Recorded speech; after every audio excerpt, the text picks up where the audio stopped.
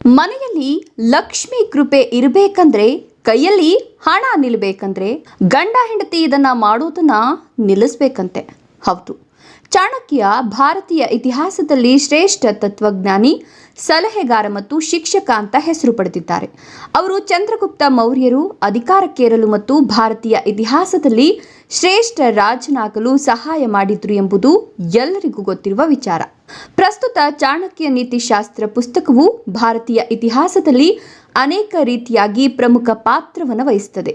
ಚಾಣಕ್ಯ ನೀತಿಶಾಸ್ತ್ರವು 17 ಅಧ್ಯಾಯಗಳನ್ನು ಹೊಂದಿದೆ ಮತ್ತು ಪ್ರತಿ ಅಧ್ಯಾಯವು ಜೀವನ, ಸ್ನೇಹ, ಕರ್ತವ್ಯ, ಸ್ವಭಾವ, ಹೆಂಡತಿ, ಮಕ್ಕಳು, ಹಣ, ವ್ಯವಹಾರ ಮತ್ತು ಮಾನವನ ಜೀವನದ ಪ್ರಮುಖ ಭಾಗವಾಗಿರುವ ಎಲ್ಲ ವಿಷಯಗಳ ಬಗ್ಗೆ ಹೇಳುತ್ತದೆ. ಪ್ರತಿಯೊಬ್ಬರು ಸಂಪತ್ತು, ಸಂತೋಷ, ಕುಟುಂಬದಲ್ಲಿ ಸಂತೋಷ ಮತ್ತು ವೈವಾಹಿಕ ಜೀವನದಲ್ಲಿ ಶ್ರೀಮಂತರಾಗಬೇಕೆಂದು ಬಯಸುತ್ತಾರೆ.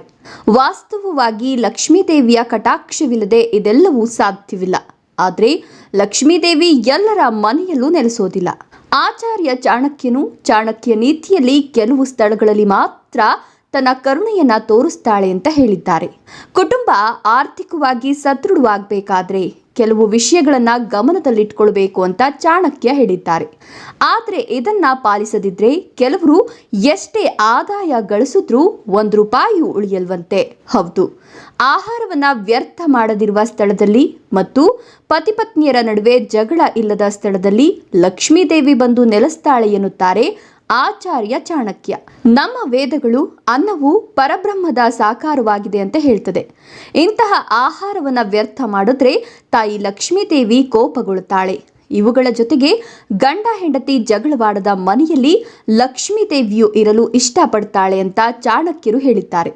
ನಿಮ್ಮ ಮನೆಯಲ್ಲಿ ಇವುಗಳಿಲ್ಲದಿದ್ರೆ ನಿಮ್ಮ ಮನೆಯ ಸಂಪತ್ತು ಹೆಚ್ಚಾಗೋದ್ರ ಜೊತೆಗೆ ಕೈ ತುಂಬ ಹಣ ಇರ್ತದೆ ಅಂತ ಚಾಣಕ್ಯ ಹೇಳ್ತಾರೆ. ಧನ್ಯವಾದಗಳು.